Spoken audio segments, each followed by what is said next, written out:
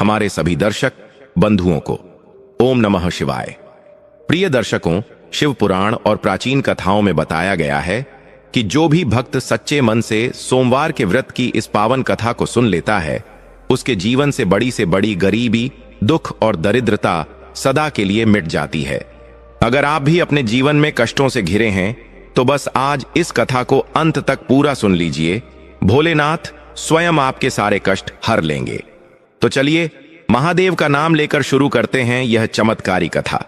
लेकिन दर्शक बंधु, आगे बढ़ने से पहले आपको एक अत्यंत गंभीर बात बता दूं, जिसे हमारे प्राचीन धर्म ग्रंथ गरुड़ पुराण में स्पष्ट कहा गया है।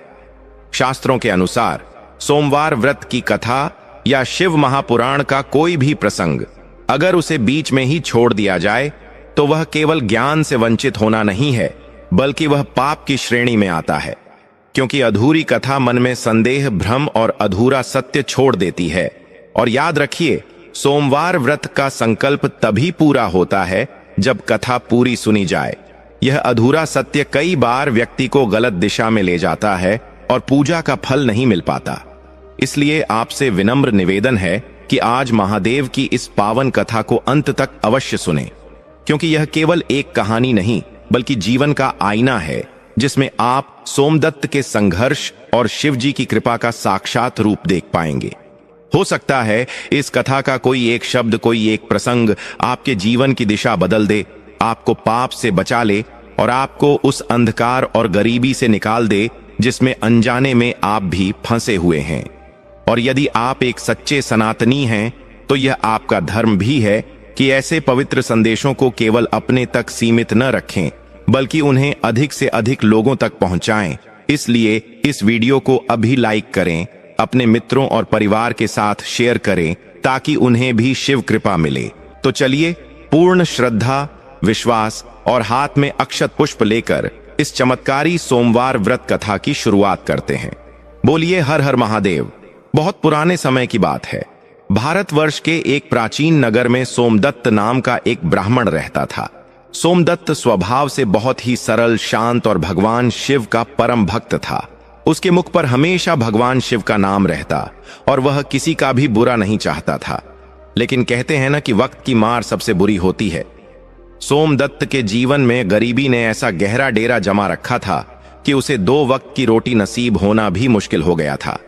उसका घर, जिसे घर कहना भी शायद गलत होगा, वह बस एक टूटी फूटी झोपड़ी थी, जिसकी छत से बारिश का पानी टपकता था और दीवारों में दरारें पड़ी हुई थीं। सोमदत्त की पत्नी का नाम सुशीला था। वह भी अपने पति की तरह ही धर्म कर्म में विश्वास रखने वाली स्त्री थी। गरीबी की वजह से उन दोनों के शरीर कमजोर हो गए थे। कपड़े कई जगहों से फट चुके थे और उन्हें सिलकर पहनने की नौबत आ गई थी। लेकिन इतनी गरीबी और लाचारी के बाद भी सोमदत्त ने कभी अपना धैर्य नहीं छोड़ा।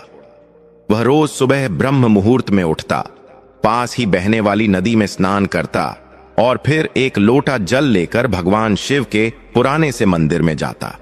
वह मंदिर बहुत ही वीरान जगह पर था, वहां ज्यादा लोग नहीं आते थे।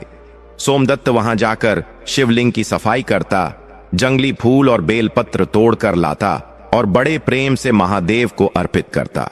उसकी पूजा में कोई दिखावा नहीं था, बस आंखों में आंसू और मन में एक ही प्रार्थना होती थी कि हे प्रभु, मुझे धन दौलत नहीं चाहिए, बस इतना दे दो कि मेरा और मेरी पत्नी का पेट भर सके और हम किसी के आगे हाथ फैलाने को मजबूर न हो।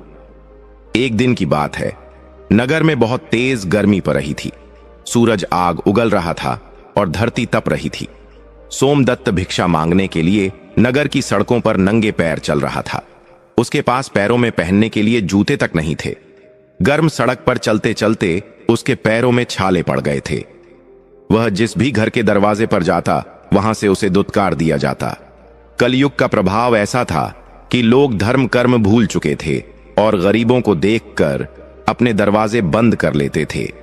सोमदत्त मन ही मन सोच रहा था कि क्या मेरी भक्ति में कोई कमी रह गई है? क्या महादेव मेरी पुकार नहीं सुन रहे? वह बहुत हताश हो चुका था। दोपहर हो गई थी, लेकिन उसे एक मुट्ठी अनाज भी नहीं मिला था।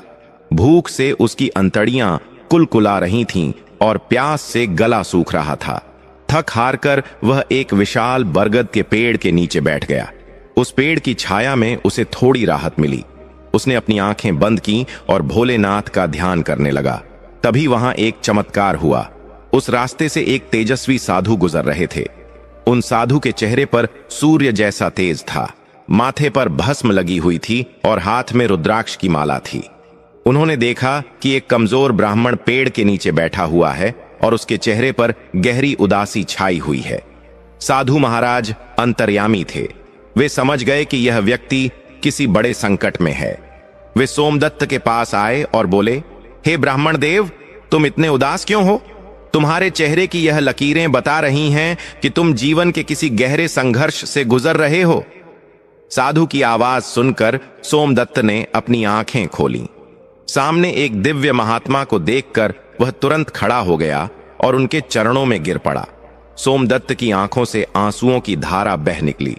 उसने रोते हुए अपनी सारी व्यथा उन साधु महाराज को सुनाई। उसने बताया, हे महाराज, मैं भगवान शिव का भक्त हूं। मैंने आज तक कभी किसी का अहित नहीं किया, कभी झूठ नहीं बोला और न ही कभी चोरी की। फिर भी मेरे जीवन में इतनी दरिद्रता क्यों है? मैं और मेरी पत्नी दाने दाने को मोहताज हैं। लोग हमारा तिरस्कार करते हैं। क्या गरीबी होना कोई पाप है? अगर भगवान हैं तो वे अपने भक्त की ऐसी दुर्दशा क्यों देख रहे हैं? सोमदत्त के प्रश्न सुनकर साधु महाराज मुस्कुराए। उन्होंने बड़े स्नेह से सोमदत्त के सिर पर हाथ फेरा और कहा, पुत्र, निराश मत हो। भगवान अपने सबसे प्रिय भक्तों की ही सबसे कठिन परीक्षा लेते हैं। सोना आग में तपकर ही कुंदन बनता है। तुम्हारे जीवन के दुखों का अंत अब निकट आ गया है। मैं तुम्हें एक ऐसा उपाय बताता हूं जिसे अगर तुमने सच्चे मन और श्रद्धा से कर लिया तो तुम्हारी 7 पुश्तें भी कभी गरीबी का मुंह नहीं देखेंगी। सोमदत्त ने हाथ जोड़कर पूछा, हे महात्मा, कृपया मुझे वह मार्ग बताइए। मैं हर कठिन से कठिन तपस्या करने को तैयार हूं। बस मुझे इस नर्क जैसी जिंदगी से मुक्ति दिलाइए। साधु महाराज ने अपने कमंडल से थोड़ा जल निकालकर सोमदत्त पर छिड़का और बोले, पुत्र, तुम्हें सोमवार का व्रत करना होगा, लेकिन यह साधारण व्रत नहीं है। तुम्हें 16 सोमवार तक भगवान शिव की विशेष पूजा और कथा सुननी होगी। और सबसे महत्वपूर्ण बात, तुम्हें 16 सोमवार पूरे होने के बाद 17वें सोमवार को उद्यापन करना होगा और प्रसाद को सभी में बांटना होगा। लेकिन रुको, इस व्रत को शुरू करने से पहले तुम्हें एक यात्रा पर जाना होगा। पास के जंगल के उस पार एक बहुत ही सिद्ध शिवालय है जिसे गुप्तेश्वर महादेव कहते हैं। वह मंदिर सदियों से लुप्त है और झाड़ियों से ढका हुआ है। तुम्हें वहां जाकर उस शिवलिंग को ढूंढना होगा और उसकी सफाई करके वहीं से अपना पहला सोमवार व्रत शुरू करना होगा। सोमदत्त ने हैरानी से पूछा, जंगल के उस पार? लेकिन महाराज, वह जंगल तो बहुत घना और डरावना है। सुना है वहां जंगली जानवरों का वास है और कोई भी वहां जाने की हिम्मत नहीं करता। साधु महाराज ने गंभीर होकर कहा, यही तो तुम्हारी परीक्षा है सोमदत्त।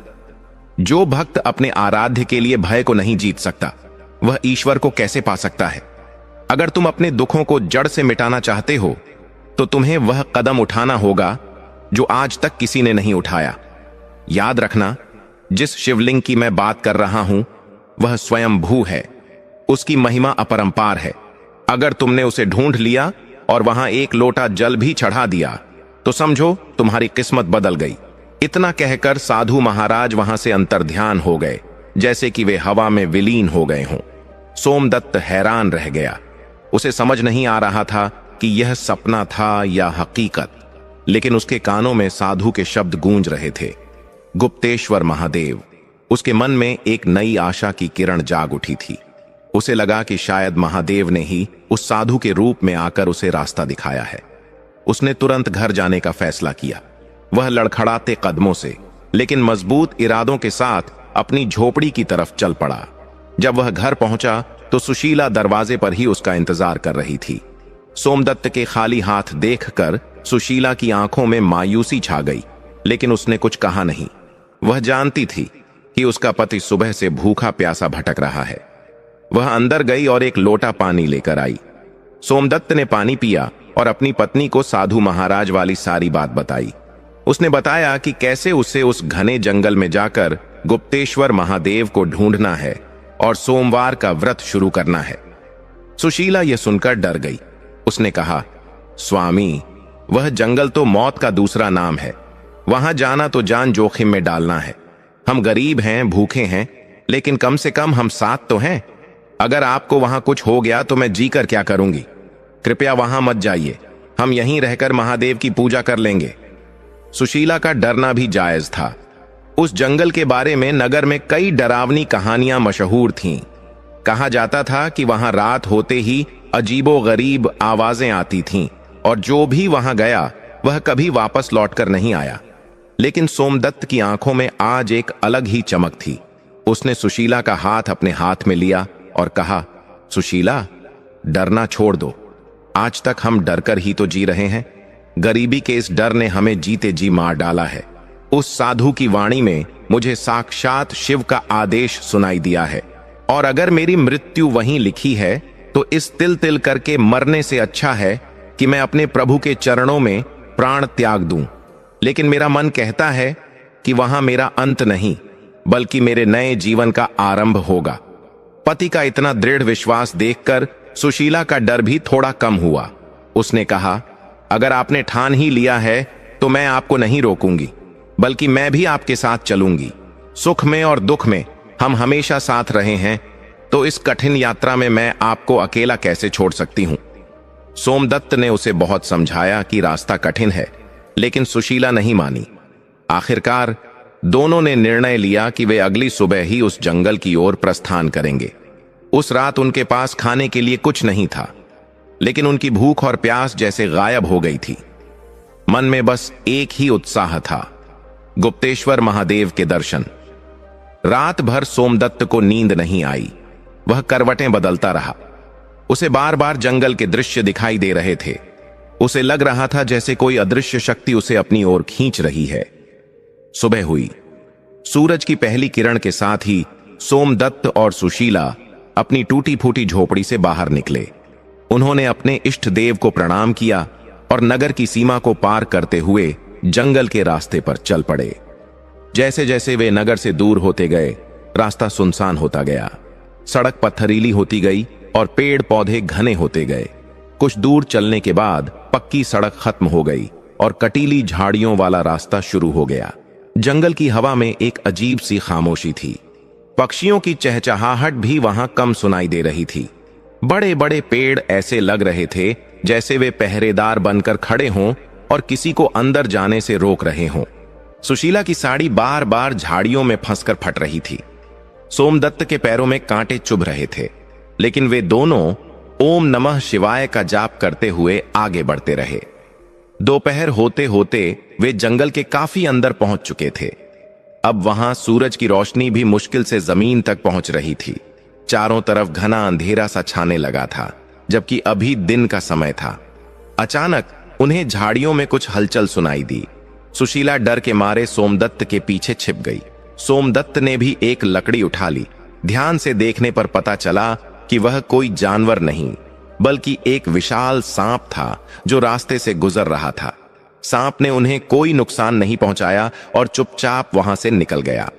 सोमदत्त ने राहत की सांस ली और कहा, देखो सुशीला, महादेव के भक्त के लिए सर्प भी आभूषण बन जाता है। हमें डरने की जरूरत नहीं है। शिव जी हमारे साथ हैं। चलते चलते वे थक कर चूर हो चुके थे। उन्हें प्यास लग रही थी, लेकिन आसपास पानी का कोई नामो निशान नहीं था। सुशीला का गला सूख गया था और वह चक्कर खाकर गिरने ही वाली थी कि सोमदत्त ने उसे संभाल लिया। सोमदत्त ने इधर उधर देखा। उसे कुछ समझ नहीं आ रहा था कि पानी कहां मिलेगा। तभी उसे थोड़ी दूर पर कुछ चमकता हुआ दिखाई दिया। उसे लगा शायद वहां कोई तालाब है। वे दोनों हिम्मत करके उस दिशा में बढ़े। पास जाने पर उन्होंने देखा कि वह कोई तालाब नहीं, बल्कि एक पुराना खंडहर जैसा ढांचा था जो पूरी तरह लताओं और झाड़ियों से ढका हुआ था। लेकिन आश्चर्य की बात यह थी कि उस खंडहर के पास की जमीन गीली थी और वहां कुछ ताजे फूल खिले हुए थे, जैसे किसी ने अभी अभी वहां पूजा की हो। लेकिन इस बीहड़ जंगल में कौन पूजा करने आएगा? सोमदत्त का दिल जोर से धड़कने लगा। क्या यही वह जगह है जिसके बारे में साधु ने बताया था? उसने सुशीला को वहीं एक पत्थर पर बैठाया और खुद उस खंडहर के करीब गया। उसने अपने हाथों से लताओं को हटाया और झाड़ियों को साफ किया। जैसे जैसे वह सफाई करता गया, एक प्राचीन पत्थर की दीवार दिखाई देने लगी। वह दीवार बहुत पुरानी थी, लेकिन उस पर बनी नक्काशी आज भी साफ दिखाई दे रही थी। सोमदत्त ने और उत्साह से सफाई की। थोड़ी ही देर में उसे एक छोटा सा दरवाजा दिखाई दिया। वह दरवाजा आधा जमीन में धंसा हुआ था। सोमदत्त ने सुशीला को आवाज दी, सुशीला देखो, हमें शायद कोई मंदिर मिल गया है। सुशीला भी अपनी थकान भूलकर वहां आ गई।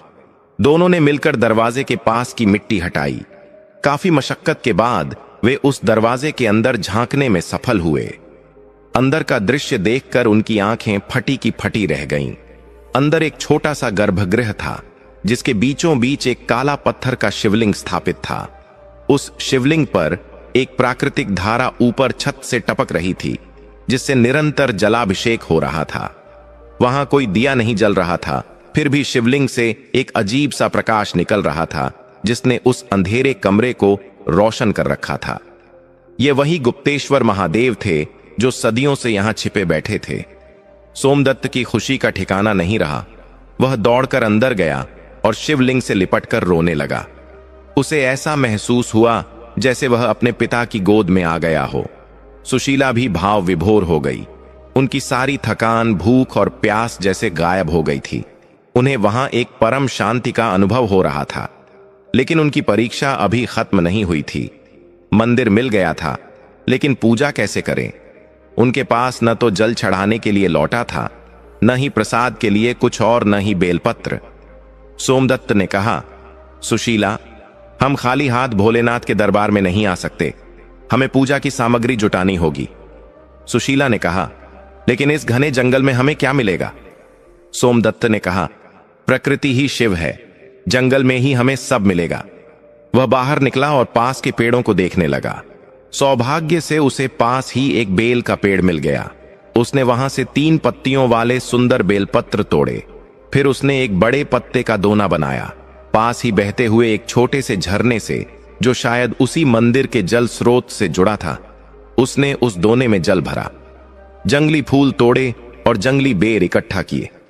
सारी सामग्री लेकर वे दोनों वापस मंदिर में आए।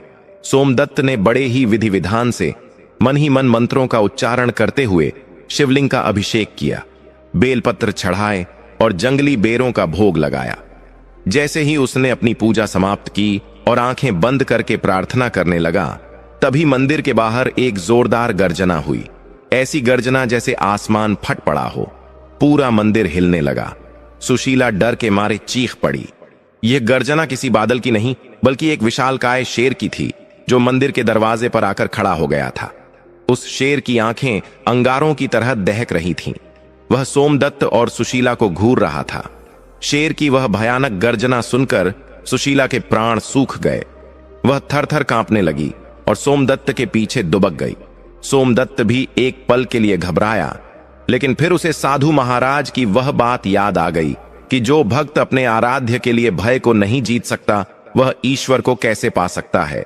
सोमदत्त ने गहरी सांस ली और अपनी आंखें बंद करके ओम नमः शिवाय का जाप करने लगा। उसने मन ही मन सोचा कि अगर यह शेर मुझे मारने आया है, तो यह भी मेरे भोलेनाथ की ही इच्छा होगी। वह शेर धीरे धीरे कदमों से मंदिर के अंदर दाखिल हुआ। उसका विशाल शरीर मंदिर के दरवाजे को लगभग पूरा घेर रहा था। उसकी पीली आंखें सीधे सोमदत्त पर टिकी थीं। सुशीला ने अपनी आंखें कसकर बंद कर ली थीं। वह मौत का इंतजार कर रही थी। लेकिन तभी एक आश्चर्यजनक घटना घटी। वह खूंखार शेर, जो अब भी शिकार करने के लिए तैयार लग रहा था, सोमदत्त के करीब आकर रुक गया। उसने हमल करने के बजाय अपना सिर झुका लिया और सोमदत्त के चरणों को सूंघने लगा। सोमदत्त ने धीरे से अपनी आंखें खोली। उसने देखा कि शेर का व्यवहार किसी पालतू जानवर जैसा हो गया है। सोमदत्त के अंदर का सारा डर खत्म हो गया। उसे समझ आ गया कि यह कोई साधारण शेर नहीं है, बल्कि इस वन में गुप्तेश्वर महादेव की रक्षा करने वाला वनराज है। सोमदत्त ने हिम्मत करके अपना हाथ आगे बढ़ाया और शेर के सिर पर रख दिया। जैसे ही सोमदत्त का हाथ शेर के सिर पर पड़ा, शेर ने अपनी आंखें बंद कर लीं और बिल्ली की तरह गुर्राने की जगह धीमी आवाज निकालने लगा। सुशीला ने जब यह देखा तो उसे अपनी आंखों पर विश्वास नहीं हुआ। सोमदत्त ने सुशीला से कहा, सुशीला, आंखें खोलो, डरो मत। यह शेर हमारा काल नहीं बल्कि हमारा रक्षक बनकर आया है। देखो, महादेव की माया। जो जीव दूसरों को फाड़ खाता है वह आज शिव की शरण में आकर कितना शांत हो गया है। सुशीला ने डरते डरते आंखें खोलीं और शेर को शांत बैठा देख उसने भी हाथ जोड़कर उसे प्रणाम किया। थोड़ी देर बाद शेर वहां से उठा और मंदिर के दरवाजे के बाहर जाकर ऐसे बैठ गया जैसे कोई पहरेदार अपने स्वामी के द्वार पर पहरा दे रहा हो। अब सोमदत्त और सुशीला निश्चिंत हो गए। उन्होंने समझ लिया कि इस बीहड़ जंगल में भी वे सुरक्षित हैं। रात घिर आई थी। जंगल में झींगुरों की आवाजें गूंजने लगी थीं। सोमदत्त और सुशीला ने उसी मंदिर के कोने में रात बिताने का फैसला किया। उन्हें भूख लगी थी, लेकिन उन्होंने जो जंगली बेर तोड़े थे वे तो पूजा में चढ़ा दिए थे। तभी उन्होंने देखा कि मंदिर के बाहर एक बंदर आया और कुछ फल रखकर चला गया।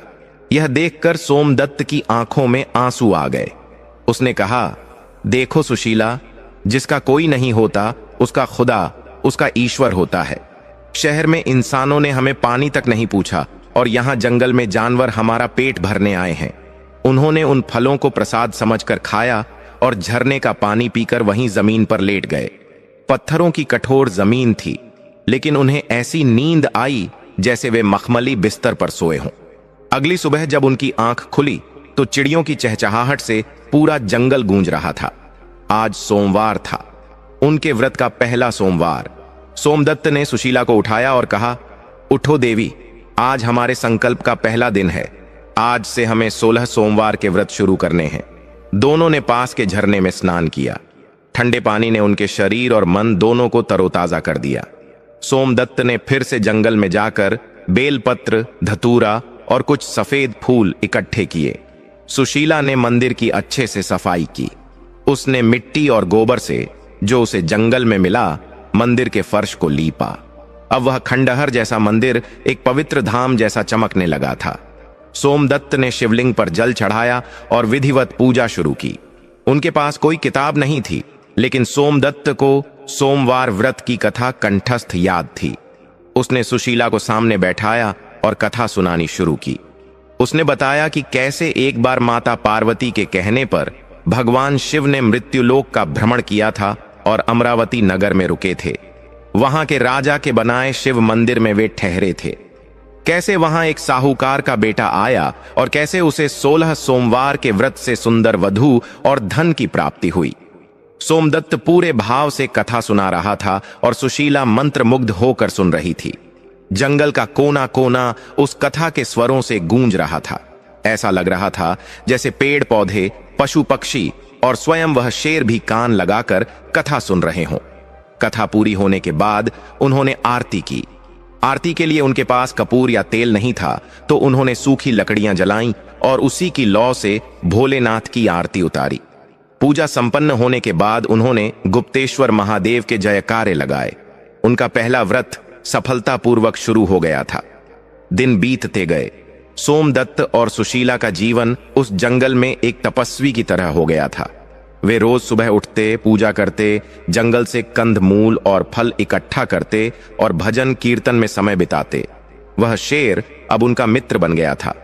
वह अक्सर उनके आसपास ही रहता और रात को मंदिर के बाहर पहरा देता। सोमदत्त उसे प्यार से वीरभद्र बुलाने लगा था। जैसे जैसे सोमवार बीतते गए, सोमदत्त और सुशीला के चेहरे पर एक अनोखा तेज आने लगा। उनकी कमजोर काया अब स्वस्थ होने लगी थी। जंगल की शुद्ध हवा और सात्विक भोजन ने उन्हें निरोगी बना दिया था। सबसे बड़ी बात, उनके मन से गरीबी और भविष्य की चिंता पूरी तरह मिट चुकी थी। वे वर्तमान में जी रहे थे और हर पल आनंद में थे। 5वां सोमवार आया। सोमदत्त पूजा कर रहा था, तभी उसे जंगल में कुछ लोगों की आवाजें सुनाई दी। यह बहुत अजीब था, क्योंकि यहां कोई आता नहीं था। सोमदत्त पूजा से उठा और बाहर देखने गया। उसने देखा कि कुछ लकदहारे, लकड़ी काटने वाले, रास्ता भटक कर वहां आ गए हैं। वे डरे हुए लग रहे थे, क्योंकि वे बहुत गहरे जंगल में घुस आए थे। जब उन लकदहारों ने एक जटाधारी पुरुष को, सोमदत्त अब साधु जैसा दिखने लगा था, मंदिर के बाहर खड़ा देखा और उसके पास एक शेर बैठा देखा तो वे डर के मारे भागने लगे। सोमदत्त ने उन्हें आवाज दी, रुको भाई, डरो मत, यह स्थान सुरक्षित है, यहां गुप्तेश्वर महादेव विराजमान हैं। सोमदत्त की आवाज में इतना आकर्षण और शांति थी कि लकदहारे रुक गए। वे धीरे धीरे पास आए।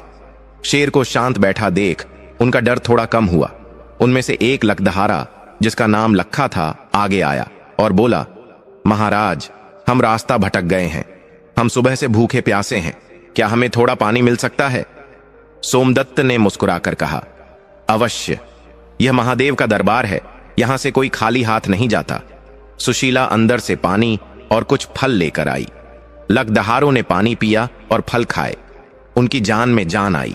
लखा ने सोमदत्त को ध्यान से देखा और बोला, महाराज, मुझे लगता है मैंने आपको कहीं देखा है। क्या आप वही सोमदत्त ब्राह्मण तो नहीं जो नगर में भिक्षा मांगते थे?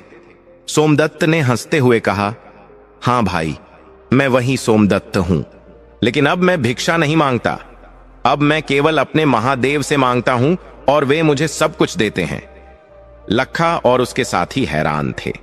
कहां वह भिखारी जैसा दिखने वाला सोमदत्त और कहां यह तेजस्वी महात्मा? लखा ने हाथ जोड़कर पूछा, महाराज, आपकी काया पलट कैसे हुई? हम भी बहुत दुखी हैं। दिन भर मेहनत करते हैं, लकड़ियां काटते हैं, फिर भी घर में गरीबी का ही वास है। मेरे बच्चे बीमार रहते हैं और कर्ज वालों ने परेशान कर रखा है। क्या आपके पास कोई जादू है? सोमदत्त ने कहा, जादू नहीं भाई, यह भक्ति की शक्ति है। यह सोमवार व्रत का चमत्कार है। अगर तुम भी अपने जीवन से दुख मिटाना चाहते हो तो भगवान शिव की शरण में आ जाओ। लखा और उसके साथियों ने सोमदत्त के चरणों में गिरकर प्रार्थना की कि वे उन्हें भी इस व्रत के बारे में बताएं। सोमदत्त ने उन्हें सोमवार व्रत की विधि बताई। उसने कहा, देखो, श्रद्धा सबसे जरूरी है। हर सोमवार को महादेव का पूजन करो, कथा सुनो और सात्विक जीवन जियो, किसी का बुरा मत करो। 16 सोमवार तक ऐसा करने से महादेव तुम्हारी हर मनोकामना पूरी करेंगे। लखा ने कसम खाई कि वह अगले सोमवार से ही यह व्रत शुरू करेगा। लकदहारे वहां से चले गए, लेकिन वे अपने साथ एक खबर ले गए। नगर में जाकर उन्होंने सबको बताया कि जंगल में एक सिद्ध महात्मा रहते हैं और वहां एक चमत्कारी गुप्तेश्वर महादेव का मंदिर है। यह खबर आग की तरह फैल गई। अब सोमदत्त की शांति में थोड़ा खलल पड़ा। अगले सोमवार को नगर से कुछ और लोग वहां पहुंच गए। वे अपनी समस्याएं लेकर आए थे। किसी का व्यापार नहीं चल रहा था, किसी के घर में क्लेश था, कोई बीमारी से परेशान था। सोमदत्त ने सबको धैर्य से सुना और उन्हें सोमवार व्रत करने की सलाह दी। उसने सभी को गुप्तेश्वर महादेव के दर्शन कराए। जो भी वहां आता उसे एक अजीब सी शांति मिलती। धीरे धीरे वह वीरान जंगल एक तीर्थ स्थल बनने लगा। लेकिन सोमदत्त ने एक नियम बना दिया था कि कोई भी मंदिर के अंदर शोर नहीं मचाएगा और न ही गंदगी फैलाएगा। वह शेर वीरभद्र अभी भी वहीं रहता था और उसकी मौजूदगी ही लोगों को अनुशासित रखने के लिए काफी थी। लोग आते, दूर से शेर को देखते और श्रद्धा से सिर झुकाते। 10 सोमवार बीत चुके थे। सोमदत्त और सुशीला का 11वां सोमवार व्रत था। उस दिन सुबह से ही मौसम बहुत खराब था। आकाश में काले बादल छाए हुए थे और बिजली कड़क रही थी। ऐसा लग रहा था कि भारी तूफान आने वाला है। सोमदत्त ने सुशीला से कहा, आज परीक्षा की घड़ी है सुशीला, प्रकृति आज अपना रौद्र रूप दिखाएगी। हमें अपनी पूजा पर ध्यान केंद्रित रखना होगा। पूजा शुरू ही हुई थी कि मूसलाधार बारिश शुरू हो गई। हवा इतनी तेज थी कि बड़े बड़े पेड़ उखड़ने लगे। मंदिर की छत पुरानी थी, उससे पानी टपकने लगा। लेकिन शिवलिंग के ऊपर की छत सही थी, इसलिए महादेव भीग नहीं रहे थे। सोमदत्त और सुशीला भीग रहे थे, ठंड से कांप रहे थे, लेकिन वे अपनी जगह से हिले नहीं। वे जोर जोर से शिव नाम का जाप करने लगे। अचानक मंदिर के बाहर एक विशाल पेड़ गिर गया, जिससे मंदिर का दरवाजा बंद हो गया। अब वे अंदर कैद हो गए थे। बाहर अंधेरा था और अंदर भी अंधेरा। केवल बिजली की चमक से कभी कभी रोशनी होती थी। सुशीला घबरा गई। स्वामी, दरवाजा बंद हो गया है, अब हम बाहर कैसे जाएंगे? क्या हम यहीं दबकर मर जाएंगे? सोमदत्त ने अंधेरे में सुशीला का हाथ थामा और कहा, घबराओ नहीं, जिसने हमें यहां बुलाया है वही बाहर भी निकालेगा। ये विघ्न हमारी तपस्या को भंग करने के लिए आया है। अगर आज हम डर गए तो हमारी 10 सोमवार की तपस्या व्यर्थ हो जाएगी। ध्यान महादेव में लगाओ। वे दोनों अंधेरे में ही बैठे रहे। बाहर तूफान का शोर था, अंदर मंत्रों की गूंज। घंटों बीत गए। भूख और प्यास से उनका बुरा हाल था, लेकिन उन्होंने अपना व्रत नहीं तोड़ा। आधी रात के समय जब तूफान शांत हुआ तो उन्हें बाहर से खुरचनी की आवाजें सुनाई दीं। ऐसा लग रहा था जैसे कोई भारी पत्थरों को हटा रहा हो। क्या यह कोई जंगली जानवर था, या कोई राक्षस, या फिर स्वयं महादेव अपने भक्तों की रक्षा के लिए आए थे? थोड़ी देर बाद दरवाजे पर गिरे हुए पेड़ के हटने की आवाज आई। एक बड़ा पत्थर लुढ़क गया और ताजी हवा अंदर आई। चांदनी की रोशनी मंदिर के अंदर आई। उन्होंने देखा कि दरवाजे पर कोई खड़ा है। वह वीरभद्र नहीं था, वह कोई और था, एक विशाल छाया जिसने दरवाजे को घेर रखा था। सोमदत्त ने पूछा, कौन है वहां? जवाब में एक भारी और गंभीर आवाज आई, मैं इस जंगल का राजा हूं और आज मैं तुम दोनों की परीक्षा लेने आया हूं। उस भारी और गंभीर आवाज ने सोमदत्त और सुशीला को चौंका दिया था। चांदनी की रोशनी में वह छाया धीरे धीरे अंदर आई। सोमदत्त ने देखा कि वह कोई देवता नहीं था, बल्कि एक विशालकाय और डरावना इंसान था। उसका रंग तांबे जैसा गहरा था, बड़ी बड़ी लाल आंखें और चेहरे पर घनी मूंछें थीं। उसके कंधे पर एक भारी कुल्हाड़ी और कमर में तलवार लटक रही थी। वह इस जंगल का कुख्यात डाकू सरदार भैरव सिंह था। भैरव सिंह का नाम सुनते ही आसपास के कई गांवों के लोग कांप उठते थे। उसने न जाने कितने राहगीरों को लूटा था और कितने ही लोगों को मौत के घाट उतारा था।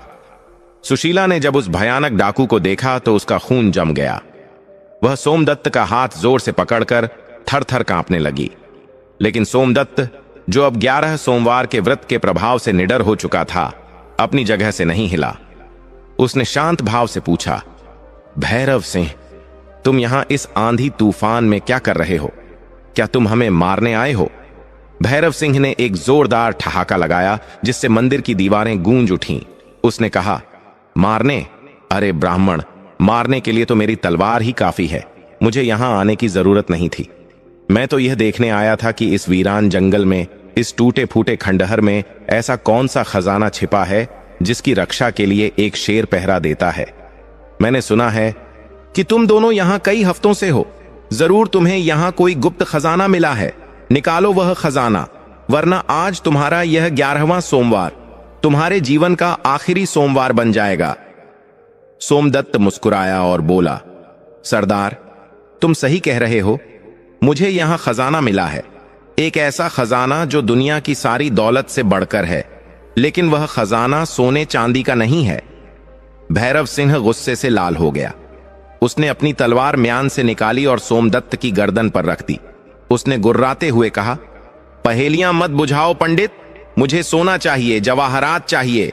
मैंने अपनी आंखों से देखा है कि नगर के लोग यहां आते हैं। जरूर वे तुम्हारे लिए चढ़ावा लाते होंगे। वह सब कहां है? सुशीला चीख पड़ी, नहीं, इन्हें मत मारो, हमारे पास कुछ नहीं है। हम गरीब ब्राह्मण हैं, हमारे पास बस यह जंगली फल और जल है। आप चाहे तो हमारी जान ले लो, लेकिन मेरे पति को छोड़ दो। सोमदत्त ने सुशीला को शांत किया और भैरव सिंह की आंखों में आंखें डालकर कहा, भैरव, तुम मेरा शरीर काट सकते हो, लेकिन मेरी भक्ति को नहीं काट सकते। तुम खजाना मांग रहे हो ना, तो सुनो, मेरा खजाना यह गुप्तेश्वर महादेव है। अगर तुम्हें चाहिए तो ले जाओ इस शिवलिंग को, यही मेरी सारी दौलत है। भैरव सिंह हैरान रह गया। आज तक जितने भी लोग उसके सामने आए, वे या तो गिड़गिड़ाए या भागने की कोशिश की, लेकिन यह निहत्था ब्राह्मण उसकी तलवार के नीचे खड़ा होकर भी मुस्कुरा रहा था। भैरव सिंह ने कहा, तू पागल है क्या? मौत तेरे सिर पर नाच रही है और तू पत्थर की मूर्ति की बात कर रहा है। तभी मंदिर के अंधेरे कोने से एक आवाज आई, रुक जाओ। यह आवाज किसी इंसान की नहीं थी, बल्कि एक चेतावनी थी। उसी वक्त मंदिर के टूटे हुए दरवाजे से वीरभद्र, वह शेर, अंदर कूद आया। तूफान के कारण शेर भी कहीं छिप गया था, लेकिन अपने भक्तों पर संकट देखकर वह साक्षात यमराज बनकर वहां आ गया। शेर ने भैरव सिंह को पीछे से घेर लिया और एक भयानक दहाड़ मारी। भैरव सिंह, जो 100 आदमियों से भी नहीं डरता था, शेर की गर्म सांसें अपनी पीठ पर महसूस करके सिहर गया। उसने पीछे मुड़कर देखा तो साक्षात मौत उसका इंतजार कर रही थी। शेर ने अपना विशाल पंजा उठाया। भैरव सिंह समझ गया कि अब उसका बचना नामुमकिन है। उसके हाथ से तलवार छूटकर गिर गई। लेकिन तभी सोमदत्त ने चिल्लाकर कहा, नहीं वीरभद्र, रुक जाओ, इसे मत मारो। यह महादेव के धाम में आया है, यहां हिंसा नहीं होगी। हैरानी की बात थी कि सोमदत्त की आवाज सुनते ही वह शेर जो अभी हमला करने वाला था तुरंत रुक गया। वह भैरव सिंह से 2 कदम पीछे हट गया, लेकिन अपनी नजरें उसी पर जमाए रखीं। भैरव सिंह पसीने से तरबतर हो गया। वह जमीन पर गिर पड़ा। उसने अपनी जिंदगी में पहली बार ऐसा चमत्कार देखा था। एक खूंखार जानवर एक साधारण इंसान का कहना मान रहा था। भैरव सिंह का अहंकार पल भर में चकनाचूर हो गया।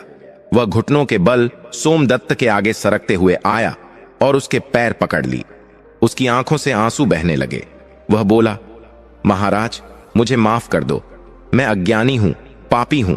मैंने जीवन भर पाप किए हैं, लोगों को सताया है। मुझे लगा था कि ताकत ही सब कुछ है, लेकिन आज आपकी निडरता और इस जानवर के प्रेम को देखकर मेरी आंखें खुल गईं।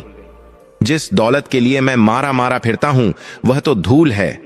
असली दौलत तो आपके पास है, जिसने मौत को भी पालतू बना लिया है। सोमदत्त ने भैरव सिंह को उठाया और गले लगा लिया।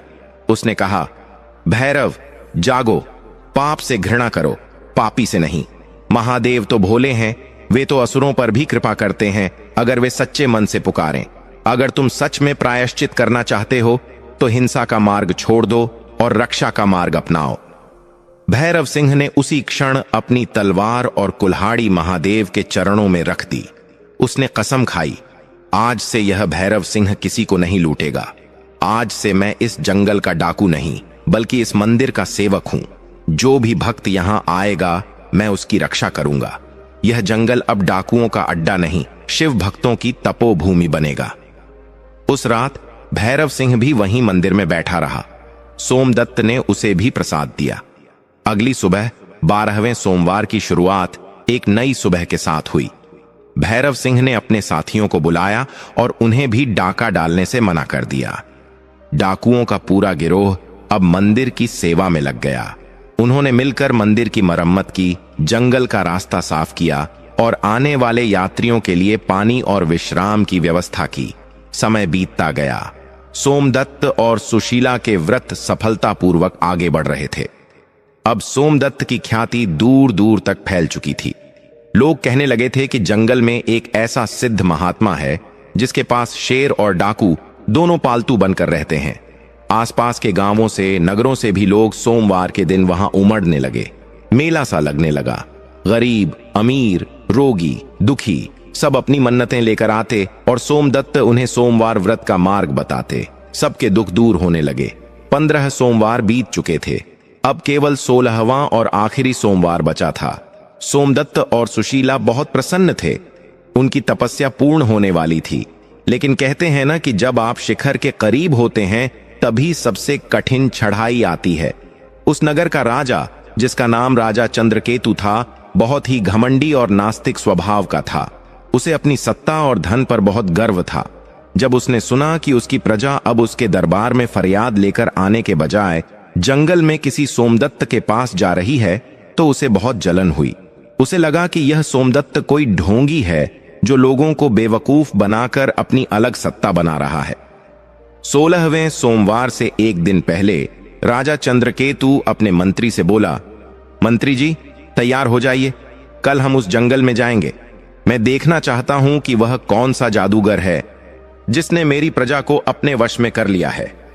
अगर वह पाखंडी निकला तो मैं उसी के शेर के सामने उसे डाल दूंगा। मंत्री ने राजा को समझाया, महाराज, अनर्थ मत कीजिए। सुना है वह बहुत पहुंचे हुए संत हैं। महादेव का साक्षात आशीर्वाद है उन पर। संतों का अपमान करने से राज्य का नाश हो जाता है। राजा ने अहंकार में हंसते हुए कहा, संत? अरे, गरीबी इंसान को नाटक करना सिखा देती है। वह बस एक गरीब ब्राह्मण है जिसने कुछ चालें सीख ली हैं। कल उसका सारा सच सामने आ जाएगा। 16वां सोमवार आया। सोमदत्त और सुशीला ने ब्रह्म मुहूर्त में उठकर स्नान किया। आज उन्हें उद्यापन की तैयारी करनी थी। उन्होंने चूरमा, आटे को घी और गुड़ में भूनकर बनाया गया प्रसाद बनाने की तैयारी की। चूंकि अब उनके पास भक्तों द्वारा दी गई काफी सामग्री थी, तो सुशीला ने बहुत सारा प्रसाद बनाया ताकि आने वाले सभी भक्तों को मिल सके। मंदिर को फूलों से सजाया गया था। हजारों की भीड़ जमा हो रही थी। भैरव सिंह और उसके साथी भीड़ को नियंत्रित कर रहे थे। वातावरण हर हर महादेव के जयकारों से गूंज रहा था। पूजा शुरू होने ही वाली थी कि तभी घोड़ों की टापें सुनाई दी। धूल का गुब्बार उड़ता हुआ दिखाई दिया। राजा चंद्रकेतु अपनी पूरी सेना के साथ वहां आ पहुंचा। सैनिकों ने आते ही भक्तों को धक्का देकर हटाना शुरू कर दिया। राजा अपने घोड़े से उतरा और जूतों समेत मंदिर की ओर बढ़ा। भैरव सिंह ने रास्ता रोका और कहा, महाराज, यह ईश्वर का द्वार है। यहां राजा और रंक सब बराबर हैं। कृपया अपने जूते बाहर उतारें और अहंकार को भी बाहर छोड़कर आएं। राजा ने भैरव सिंह को धक्का दिया और कहा, हट जा डाकू, तू मुझे सिखाएगा? मैं इस राज्य का मालिक हूं। मैं जहां चाहूं जैसे चाहूं जा सकता हूं। राजा सीधे सोमदत्त के पास पहुंचा, जो शिवलिंग का अभिषेक कर रहा था। राजा ने जोर से कहा, ओ पाखंडी ब्राह्मण, बंद कर यह नाटक। मैंने सुना है तू लोगों के दुख दूर करता है। अगर तुझ में इतनी ही शक्ति है तो मेरे सामने कोई चमत्कार करके दिखा। अगर आज तूने मुझे खुश नहीं किया तो मैं इस मंदिर को तोड़वा दूंगा और तुझे कालकोठरी में डाल दूंगा। पूरा माहौल शांत हो गया। भक्त डर गए। सुशीला की आंखों में आंसू आ गए। लेकिन सोमदत्त ने बड़े ही शांत भाव से जल का लोटा नीचे रखा और राजा की ओर मुड़ा। उसने कहा, राजन, मैं कोई जादूगर नहीं हूं जो तमाशा दिखाऊं। मैं तो बस महादेव का एक छोटा सा सेवक हूं। चमत्कार मैं नहीं करता।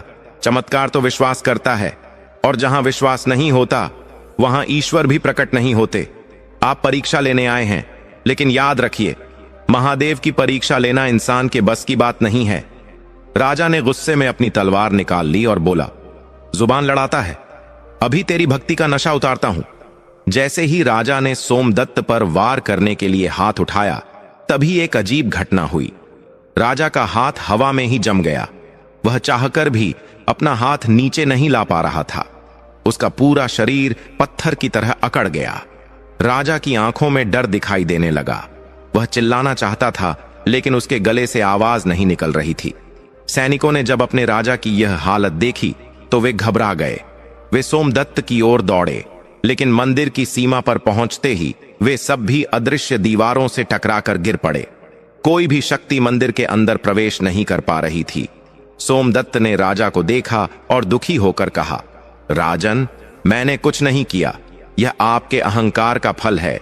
शिव के दरबार में शस्त्र उठाने का परिणाम यही होता है। आपने मेरा नहीं, स्वयं महादेव का अपमान किया है। राजा की आंखों से अब पश्चाताप के आंसू बहने लगे। वह अपनी आंखों से सोमदत्त से माफी मांग रहा था। उसका शरीर लकवाग्रस्त हो चुका था। वह असहाय खड़ा था, एक जिंदा मूर्ति बनकर। तभी सुशीला, जिसका दिल बहुत कोमल था, सोमदत्त के पास आई और बोली, स्वामी, इन्हें क्षमा कर दीजिए। राजा अज्ञानी हैं, भटक गए हैं। अगर इनके साथ कुछ बुरा हुआ तो राज्य अनाथ हो जाएगा। आज हमारा 16वां सोमवार है, उद्यापन का दिन है। ऐसे पवित्र दिन किसी को श्राप नहीं मिलना चाहिए। कृपया महादेव से प्रार्थना करें कि वे राजा को क्षमा कर दें। सोमदत्त ने अपनी पत्नी की बात मानी। वह फिर से शिवलिंग के सामने बैठ गया। उसने हाथ जोड़कर प्रार्थना की, हे भोलेनाथ, हे नीलकंठ, राजा चंद्रकेतु अपने किए पर शर्मिंदा हैं। इन्हें क्षमा करें प्रभु। इन्हें एक मौका और दें ताकि ये धर्म के रास्ते पर चल सकें। सोमदत्त ने अपने कमंडल से थोड़ा जल लिया और राजा के ऊपर छिड़का। जल की बूंदें पड़ते ही राजा के शरीर में फिर से जान आ गई। उसका हाथ नीचे गिरा और तलवार हाथ से छूट गई। राजा चंद्रकेतु, जो अभी तक घमंड में चूर था, सोमदत्त के चरणों में गिर पड़ा और फूट फूट कर रोने लगा। राजा ने कहा, महाराज, मुझे क्षमा करें। मेरी बुद्धि भ्रष्ट हो गई थी। मुझे पता चल गया है कि असली राजा मैं नहीं, बल्कि त्रिलोक के स्वामी महादेव हैं। मैं अपना सारा राज्यपाठ आपके चरणों में समर्पित करता हूं। सोमदत्त ने राजा को उठाया और कहा, राजन, राजपाठ छोड़ने की जरूरत नहीं है। बस उसे चलाने का तरीका बदलो। प्रजा में शिव को देखो और उनकी सेवा करो। यही सच्ची भक्ति है। आज आप भी हमारे साथ इस पूजा में शामिल हों और प्रसाद ग्रहण करें। उस दिन राजा ने भी सोमदत्त के साथ बैठकर पूजा की। पूजा संपन्न हुई। सोमदत्त ने विधि विधान से 16 सोमवार व्रत का उद्यापन किया। चूरमे का प्रसाद सबसे पहले महादेव को भोग लगाया गया, फिर राजा, भैरव सिंह और वहां मौजूद हजारों भक्तों में बांटा गया। सबने पेट भरकर प्रसाद खाया, लेकिन चमत्कार यह था कि वह प्रसाद खत्म ही नहीं हो रहा था। जितनी भीड़ बढ़ती गई, बर्तन में प्रसाद उतना ही बना रहा। व्रत पूरा होने के बाद सोमदत्त और सुशीला ने राजा और प्रजा से विदा लेने का फैसला किया, लेकिन राजा ने जिद की, नहीं महाराज, अब मैं आपको उस टूटी झोपड़ी में नहीं रहने दूंगा। आप मेरे साथ राजमहल चलें, मैं आपके लिए एक भव्य आश्रम बनवाऊंगा। लेकिन सोमदत्त ने विनम्रता से मना कर दिया। उसने कहा, राजन, महल संतों के लिए नहीं होते, लेकिन हां, अब हम अपने घर वापस जाएंगे। हमारा संकल्प पूरा हुआ।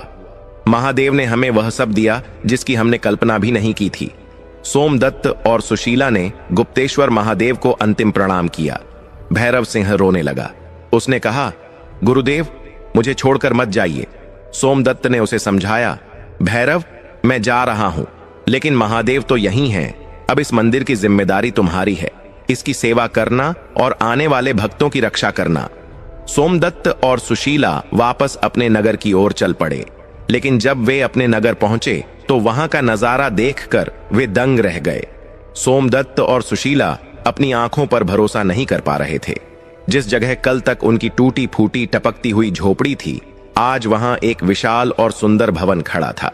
वह भवन सफेद संगमरमर का बना था और उस पर सोने का कलश चमक रहा था। घर के बाहर सुंदर बगीचा था जिसमें रंग बिरंगे फूल खिले थे। मुख्य द्वार पर 2 द्वारपाल खड़े थे। सोमदत्त ने घबराते हुए सुशीला से कहा, सुशीला, लगता है हम रास्ता भटक गए हैं।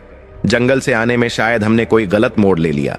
यह तो किसी बड़े सेठ या राजा का महल लगता है। हमारी झोपड़ी तो यहां हुआ करती थी। चलो जल्दी वापस चलते हैं, कहीं इस महल के पहरेदार हमें चोर समझकर पकड़ न लें। वे मुड़कर जाने ही वाले थे कि तभी उन द्वारपालों ने सोमदत्त को देख लिया।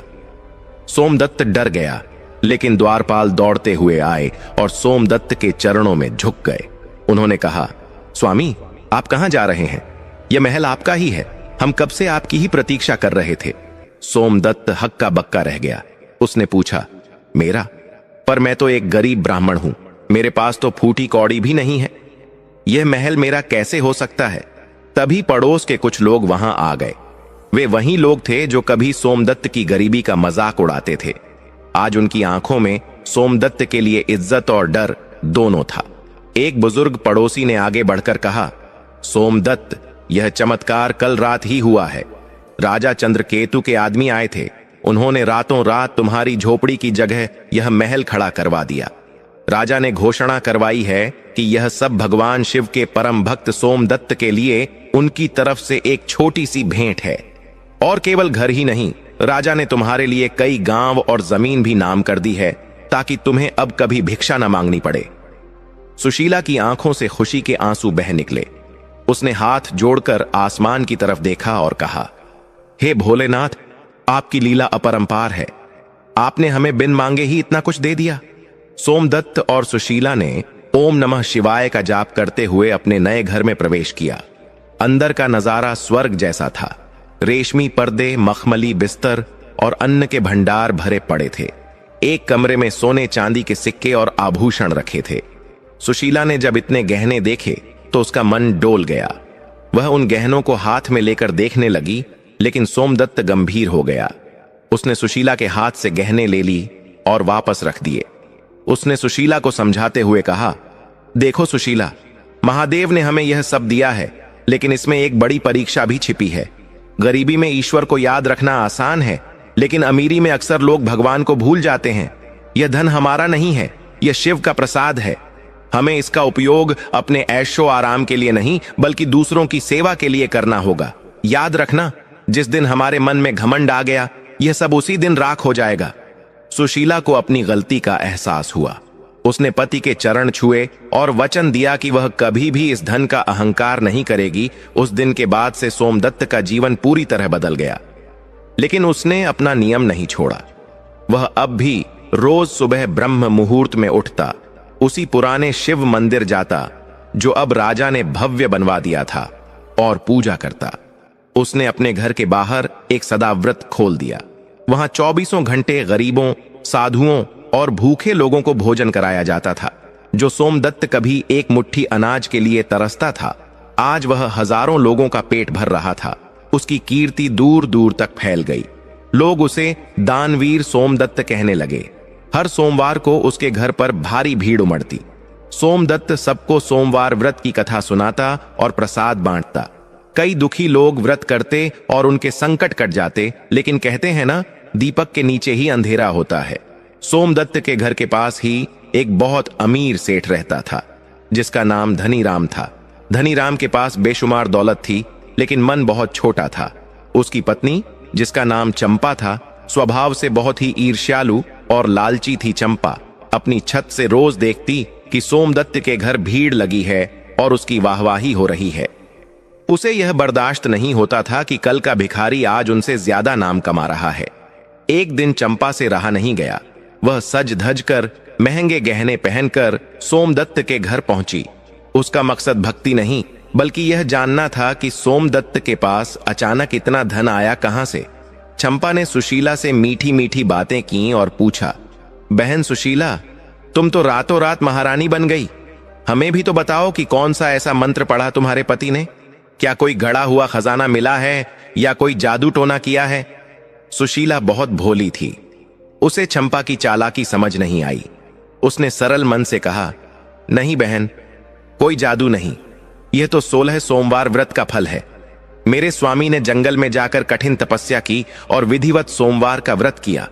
उसी के प्रताप से भोलेनाथ ने हमारी गरीबी मिटा दी। 16 सोमवार? चंपा की आंखें चमक उठीं। उसने मन ही मन सोचा, अच्छा, तो यह राज है। अगर एक भिखारी व्रत करके इतना अमीर हो सकता है, तो अगर मैं यह व्रत करूंगी तो मेरी दौलत तो 10 गुनी हो जाएगी। मैं इस नगर की सबसे अमीर रानी बन जाऊंगी। चंपा ने तुरंत सुशीला से व्रत की विधि पूछी। सुशीला ने उसे सब कुछ विस्तार से बताया, कैसे पूजा करनी है, कैसे कथा सुननी है और कैसे पवित्रता रखनी है। सुशीला ने यह भी कहा, बहन, सबसे जरूरी है श्रद्धा और मन की सफाई। अगर मन में लोभ होगा तो व्रत फल नहीं देगा। लेकिन चंपा ने सुशीला की आखिरी बात पर ध्यान नहीं दिया। उसका दिमाग तो बस धन दुगुना करने पर लगा था। वह घर गई और उसने अपने पति धनीराम को बताया कि अब वे और भी अमीर होने वाले हैं। अगले सोमवार से चंपा ने व्रत शुरू किया। उसने पूरे नगर में ढिंढोरा पिटवा दिया कि वह बहुत बड़ी पूजा कर रही है। उसने दिखावे के लिए सोने की थाली में पूजा की सामग्री सजाई, महंगे से महंगे फूल मंगवाए, पंडितों को बुलाया, लेकिन उसके मन में भक्ति नहीं, बल्कि व्यापार चल रहा था। पूजा करते वक्त भी उसका ध्यान शिव जी पर नहीं, बल्कि इस बात पर था कि व्रत खत्म होते ही उसे कितना खजाना मिलेगा। उसने पहले सोमवार की कथा सुनी, लेकिन उसका ध्यान कथा के शब्दों पर नहीं था। उसे बार बार भूख लग रही थी। उसने किसी तरह पूजा खत्म की और बिना प्रसाद बांटे खुद ही छिपकर ढेर सारा खाना खा लिया। उसने सोचा, किसे पता चलेगा, भगवान तो पत्थर के हैं, वे थोड़ी देख रहे हैं। ऐसे ही उसने व्रत जारी रखे। वह हर सोमवार को पूजा का नाटक करती, लेकिन उसका व्यवहार और खराब होता गया। वह गरीबों को दुत्कारती, नौकरों को मारती और दिन रात पैसे गिनती रहती। उसे पूरा विश्वास था कि 16 सोमवार पूरे होते ही उसके घर में पैसों की बारिश होगी। 16 सोमवार बीत गए। 17वें सोमवार को उद्यापन का दिन आया। चंपा ने बहुत बड़ा आयोजन किया। उसने सोचा, आज तो चमत्कार होगा ही। उसने बहुत सारा चूरमा बनवाया, लेकिन उसने चूरमे में शुद्ध घी की जगह मिलावटी घी डाला और गुड़ की जगह सस्ता मीठा डाला। उसने सोचा, भगवान को क्या पता चलेगा स्वाद का, प्रसाद ही तो है, बांटना ही तो है, इसमें ज्यादा खर्चा क्यों करना। पूजा खत्म हुई। चंपा ने आंखें बंद करके भगवान से मांगा, हे भगवान, मैंने तुम्हारा व्रत कर लिया, अब जल्दी से मेरा खजाना भर दो। मेरे पड़ोसी सोमदत्त से दुगुना पैसा मुझे दे दो। जैसे ही उसने आंखें खोलीं, उसे लगा कि अब कुछ चमत्कार होगा, लेकिन तभी उसके घर के बाहर शोर मचने लगा। धनीराम, उसका पति, बदहवास होकर भागता हुआ अंदर आया। उसके कपड़े फटे हुए थे और चेहरे पर कालिख लगी थी। चंपा ने घबराकर पूछा, क्या हुआ, क्या खजाना मिल गया? धनीराम ने अपना सिर पीटते हुए कहा, खजाना? अरे मूर्ख औरत, तेरा व्रत तो हमारे लिए विनाश लेकर आया है। अभी अभी खबर आई है कि हमारी व्यापारिक नावें समुद्र में डूब गईं। हमारा गोदाम जिसमें लाखों का माल भरा था, उसमें रहस्यमयी आग लग गई और सब कुछ जलकर खाक हो गया। और तो और राजा के सैनिकों ने हमारे घर को घेर लिया है, क्योंकि उन पर शक है कि हम मिलावटी सामान बेचते हैं। चंपा के पैरों तले जमीन खिसक गई। वह चिल्लाई, यह कैसे हो सकता है? मैंने तो व्रत किया था, मैंने पूजा की थी, सोमदत्त को महल मिला और मुझे बर्बादी। यह भगवान अन्यायी है। वह पागलों की तरह सोमदत्त के घर दौड़ी। सोमदत्त उस समय आंगन में बैठा लोगों को उपदेश दे रहा था। चंपा ने वहां जाकर हंगामा शुरू कर दिया। उसने सोमदत्त को बुरा भला कहा, तुमने मुझे झूठ बोला, तुमने मुझे गलत विधि बताई, तुम्हारे भगवान ने मेरा सब कुछ लूट लिया। सोमदत्त शांत रहा। उसने चंपा को पानी पिलाया और पूछा, बहन शांत हो जाओ, मुझे बताओ तुमने व्रत कैसे किया था? क्या तुमने मन में श्रद्धा रखी थी? क्या तुमने प्रसाद में शुद्धता रखी थी? क्या तुमने उद्यापन का प्रसाद सब में बांटा था? चंपा चुप हो गई। उसे अपनी चोरियां याद आने लगी। मिलावटी घी, गरीबों को दुत्कारना और मन में केवल लालच रखना सोमदत्त समझ गया। उसने गंभीर होकर कहा, बहन, महादेव भाव के भूखे हैं, धन के नहीं। तुमने व्रत को व्यापार बना दिया। तुमने पूजा तो की, लेकिन मन में छल कपट रखा। तुमने प्रसाद में मिलावट की, जो कि पाप है। शिव जी तो भोले हैं, वे थोड़ी सी भक्ति से भी प्रसन्न हो जाते हैं, लेकिन अगर कोई उन्हें ठगने की कोशिश करे या धर्म की आड़ में अधर्म करे, तो उसका तीसरा नेत्र खुलते देर नहीं लगती। तुम्हारा धन गया, क्योंकि वह तुम्हें अंधा बना रहा था। चंपा फूट फूट कर रोने लगी। उसका सब कुछ लुट चुका था। उसने सोमदत्त के पैर पकड़ लिए और पूछा, भैया, अब मैं क्या करूं? क्या मेरा पाप कभी धुलेगा? क्या महादेव मुझे कभी माफ करेंगे? सोमदत्त ने कहा, निराश मत हो बहन, महादेव दयालु हैं। अगर तुम सच्चे दिल से पछतावा करो और अपना जीवन सुधार लो, तो सब ठीक हो सकता है। लेकिन अब तुम्हें धन के लिए नहीं, बल्कि अपनी आत्म शांति के लिए पूजा करनी होगी। चंपा ने अपनी गलती मानी। उसने और उसके पति ने अपना बचा खुचा जीवन सेवा में लगाने का निर्णय लिया। धीरे धीरे उनकी स्थिति सुधरने लगी, लेकिन अब वे लालची नहीं रहे थे। यह घटना पूरे नगर में आग की तरह फैल गई। लोगों को समझ आ गया कि सोमवार का व्रत कोई जादू की छड़ी नहीं, बल्कि श्रद्धा और विश्वास की तपस्या है। लोग अब सोमदत्त को और भी ज्यादा मानने लगे थे, लेकिन सोमदत्त की कहानी अभी खत्म नहीं हुई थी। उसके जीवन में एक और बड़ा मोड़ आने वाला था। उसकी ख्याति अब केवल धरती लोक तक सीमित नहीं थी, बल्कि उसकी भक्ति की गूंज अब पाताल लोक तक पहुंच चुकी थी। पाताल लोक में नागों के राजा वासुकी की एक प्रिय पुत्री थी, जिसका नाम मनसा था। मनसा शिवजी की भक्त थी, लेकिन उसे मनुष्यों पर बिल्कुल विश्वास नहीं था। उसे लगता था कि मनुष्य केवल स्वार्थी होते हैं। जब उसने नारद मुनि के मुख से सोमदत्त की तारीफ सुनी, तो उसे विश्वास नहीं हुआ। उसने सोचा, कलयुग में ऐसा भक्त हो ही नहीं सकता। जरूर यह भी कोई ढोंगी है। मैं स्वयं जाकर इसकी परीक्षा लूंगी। नागकन्या मनसा ने एक सुंदर स्त्री का रूप धारण किया। उसने अपनी आंखों में मायावी सम्मोहन भर लिया। वह धरती पर आई और सीधे सोमदत्त के आश्रम की ओर बढ़ी।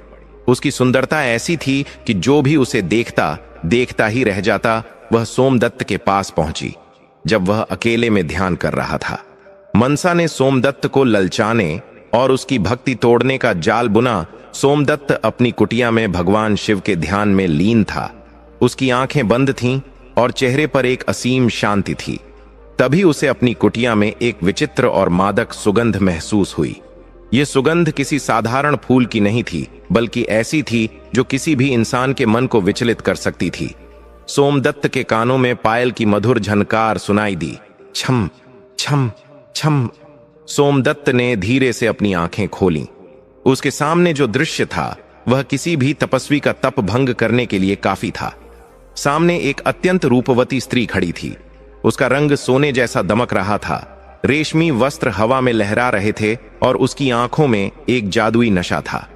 यह नागकन्या मनसा थी, जिसने मोहिनी का रूप धारण कर रखा था। सोमदत्त अपनी जगह से खड़ा हो गया और हाथ जोड़कर विनम्रता से पूछा, हे देवी, आप कौन हैं और इस घने जंगल में मेरे इस साधारण से आश्रम में आपके आने का क्या प्रयोजन है? मोहिनी, मनसा ने एक लजीली मुस्कान के साथ सोमदत्त की ओर देखा और अपनी मधुर आवाज में बोली, हे तपस्वी, मैंने आपकी कीर्ति तीनों लोकों में सुनी है। कहते हैं आप जैसा शिव भक्त और दयालु पुरुष इस धरती पर दूसरा नहीं है। मैं एक अनाथ अबला हूं, मेरा इस दुनिया में कोई नहीं है। मैं आपके चरणों की सेवा करना चाहती हूं। क्या आप मुझे अपनी दासी स्वीकार करेंगे? कहते हुए मोहिनी सोमदत्त के करीब आई। वह सोमदत्त के इतना करीब आ गई कि उसकी सांसों की गर्मी सोमदत्त महसूस कर सकता था। उसने अपना हाथ सोमदत्त के कंधे पर रखने की कोशिश की। यह एक कठिन परीक्षा थी। एक तरफ एकांत, दूसरी तरफ एक अप्सरा जैसी स्त्री। अच्छे अच्छे आर्ष मुनि ऐसे हालात में फिसल जाते हैं, लेकिन सोमदत्त तो सोमदत्त था। वह घबराया नहीं, न ही उसके मन में कोई विकार आया। वह तुरंत 2 कदम पीछे हट गया और अपना सिर झुका लिया। उसने बड़े ही आदर से कहा, हे देवी, आप मुझे लज्जित न करें। आप एक स्त्री हैं और स्त्री मेरे लिए साक्षात माता पार्वती का स्वरूप है। अगर आप अनाथ हैं तो यह आश्रम आपका घर है, लेकिन एक बेटी और बहन के रूप में मैं आपकी रक्षा एक पिता और भाई की तरह करूंगा। दासी बनने की बात कहकर आप अपने सम्मान को कम न करें। मोहिनी ने देखा कि सोमदत्त पर उसके रूप का कोई असर नहीं हो रहा है। उसने अपनी चाल बदली। उसने थोड़ा क्रोध और अधिकार दिखाते हुए कहा, सोमदत्त, तुम मेरा अपमान कर रहे हो। मैं अपना यौवन और रूप लेकर तुम्हारे पास आई हूं और तुम मुझे माता और बहन बना रहे हो। क्या तुम्हें मेरी सुंदरता दिखाई नहीं देती? क्या तुम्हारे अंदर का पुरुष मर चुका है? देखो मेरी आंखों में, क्या तुम्हें प्रेम नहीं दिखता? सोमदत्त ने अपनी आंखें बंद कर लीं और हाथ जोड़कर कहा, देवी, मेरी आंखों में केवल महादेव बसते हैं। जब मैं आपको देखता हूं तो मुझे आप में भी शिव की ही शक्ति दिखाई देती है। यह शरीर तो माटी का है, आज सुंदर है, कल राख हो जाएगा। जिस सुंदरता पर आपको इतना गर्व है वह क्षण भंगुर है, लेकिन आत्मा की सुंदरता अमर है। मैं आपसे हाथ जोड़ता हूं, मेरी तपस्या को भंग करने का प्रयास न करें। सोमदत्त के ये शब्द सुनकर मनसा स्तब्ध रह गई। उसने पाताल लोक में सुना था कि मनुष्य केवल वासना और भूख के गुलाम होते हैं, लेकिन आज उसके सामने एक ऐसा मनुष्य खड़ा था जिसने कामदेव को भी हरा दिया था। सोमदत्त की पवित्रता की आंच ने मनसा के छल को जला दिया। अचानक उस कुटिया में एक तेज प्रकाश हुआ। मोहिनी का रूप गायब हो गया और वहां नागों की राजकुमारी मनसा अपने असली दिव्य रूप में प्रकट हो गईं। उनके सिर पर मणियों का मुकुट था और पीछे शेषनाग की छाया थी। सोमदत्त यह देखकर हैरान रह गया। वह समझ गया कि यह कोई साधारण स्त्री नहीं थी। वह तुरंत घुटनों के बल बैठ गया। मनसा ने मुस्कुराते हुए कहा, धन्य हो सोमदत्त, धन्य हो तुम्हारी भक्ति। मैं पाताल लोक से तुम्हारी परीक्षा लेने आई थी। मुझे लगा था कि मनुष्यों की भक्ति कच्ची होती है। वे थोड़े से लालच या सुख के लिए ईश्वर को भूल जाते हैं। तुमने पहले गरीबी को हराया, फिर अमीरी के अहंकार को जीता, और आज तुमने सबसे कठिन शत्रु काम वासना पर विजय प्राप्त की। महादेव के प्रति तुम्हारी निष्ठा अटल है। सोमदत्त ने हाथ जोड़कर कहा, माता, यह मेरी शक्ति नहीं, यह तो मेरे भोलेनाथ की कृपा है जो मुझे हर बुराई से बचाती है। मैं तो केवल उनका एक तुच्छ सेवक हूं। मनसा ने अपना हाथ उठाकर सोमदत्त को आशीर्वाद दिया। मैं तुम पर प्रसन्न हूं। मैं तुम्हें वरदान देती हूं कि जब तक तुम इस धर्म के मार्ग पर चलोगे, विषधर नाग कभी तुम्हें या तुम्हारे परिवार को हानि नहीं पहुंचाएंगे। तुम्हारी भक्ति की कथा युगों युगों तक सुनाई जाएगी। लेकिन फिर मनसा का चेहरा थोड़ा गंभीर हो गया। उसने चेतावनी देते हुए कहा, पुत्र सोमदत्त, सावधान रहना। तुमने अपने अंदर के शत्रुओं लोभ, काम, क्रोध को तो जीत लिया है, लेकिन अब तुम्हारे बाहर के शत्रु जागेंगे। जब दिया तेज जलता है तो आंधियां उसे बुझाने की कोशिश जरूर करती हैं। तुम्हारे पड़ोस में रहने वाला वह सेठ धनीराम सुधर गया है, लेकिन उसका एक रिश्तेदार है जो दूसरे नगर में रहता है। वह एक बहुत बड़ा तांत्रिक है और वह तुम्हारी कीर्ति से जलता है। वह तुम्हारे खिलाफ एक बहुत बड़ी साजिश रच रहा है। शिव पर भरोसा रखना, वही तुम्हारी नया पार लगाएंगे। इतना कहकर नागकन्या मनसा वहां से अंतर्ध्यान हो गईं। सोमदत्त वहीं बैठा रहा। मनसा की चेतावनी उसके कानों में गूंज रही थी। तांत्रिक साजिश? उसे समझ नहीं आया कि अब कौन सा नया संकट आने वाला है। उसने सब कुछ महादेव पर छोड़ दिया और अपनी नित्य पूजा में लग गया। कुछ दिन शांति से बीते। सोमदत्त मनसा की बात भूलने लगा था, लेकिन बुरा वक्त कभी बताकर नहीं आता। उस नगर में एक बार फिर राजा चंद्रकेतु का दरबार लगा था। राजा अब बहुत बदल चुका था और धर्म के काम करता था। एक दिन राजा के महल में हाहाकार मच गया। रानी का सबसे कीमती नवरत्न हार चोरी हो गया था। वह हार बहुत ही बेशकीमती था और रानी को बहुत प्रिय था। महल के कोने कोने की तलाशी ली गई, नौकरों को पीटा गया, लेकिन हार का कहीं पता नहीं चला। तभी दरबार में एक अघोरी तांत्रिक का प्रवेश हुआ। उसके बाल बिखरे हुए थे, गले में हड्डियों की माला थी और आंखें लाल थीं। यह वही तांत्रिक था जिसके बारे में मनसा ने चेतावनी दी थी। उसका नाम काल भैरव था। वह धनीराम सेठ का दूर का भाई लगता था और सोमदत्त की प्रतिष्ठा को धूल में मिलाना चाहता था। तांत्रिक काल भैरव ने राजा से कहा, महाराज, आप व्यर्थ ही नौकरों को पीट रहे हैं। यह चोरी किसी साधारण चोर ने नहीं की है। मेरी विद्या बताती है कि यह हार उस व्यक्ति के पास है जिस पर आप सबसे ज्यादा भरोसा करते हैं। वह व्यक्ति जो संत होने का ढोंग करता है, लेकिन असल में एक मायावी ठग है। राजा ने गुस्से में कहा, साफ साफ बताओ तांत्रिक, तुम किसकी बात कर रहे हो? मेरे राज्य में ऐसा कौन है? तांत्रिक ने कुटिल मुस्कान के साथ कहा, सोमदत्त, वही जिसे आप परम भक्त मानते हैं। वह कोई भक्त नहीं, एक जादूगर है। उसने अपनी काली विद्या से हार चुराया है ताकि वह उसे सिद्ध करके और शक्तियां पा सके। अगर आपको विश्वास न हो तो अभी सैनिकों को भेजकर उसके पूजा घर की तलाशी लीजिए, हार वहीं मिलेगा। राजा को अपने कानों पर विश्वास नहीं हुआ। सोमदत्त, नहीं, यह असंभव है। वह तो त्यागी पुरुष है, उसे हार से क्या मोह? तांत्रिक बोला, यही तो उसकी माया है राजन। हाथी के दांत खाने के और दिखाने के और तलाशी लेने में क्या हर्ज है? राजा के मन में संदेह का बीज पड़ चुका था। उसने तुरंत अपने सेनापति को आदेश दिया, जाओ, अभी सोमदत्त के आश्रम की तलाशी लो, लेकिन याद रखना, अगर हार नहीं मिला तो इस तांत्रिक की जीभ काट ली जाएगी। सैनिक सोमदत्त के आश्रम पहुंचे। सोमदत्त उस समय बच्चों को शिक्षा दे रहा था। सैनिकों ने आते ही आश्रम को घेर लिया। सोमदत्त ने हैरानी से पूछा, क्या बात है सेनापति जी? आप लोग अस्त्र शस्त्र के साथ यहां क्यों आए हैं? सेनापति ने नजरें झुकाकर कहा, क्षमा करें गुरुदेव, हमें राजा की आज्ञा है। राजमहल में चोरी हुई है और शक की सुई आप पर है। हमें तलाशी लेनी होगी। सोमदत्त हंसा, चोरी? और मैं? खैर, अगर राजा की यही इच्छा है तो आप पूरा आश्रम देख लीजिए, यहां छिपाने को कुछ नहीं है। सैनिकों ने तलाशी शुरू की। अनाज के बर्तन देखे, बिस्तर देखे, लेकिन कुछ नहीं मिला। सेनापति ने राहत की सांस ली।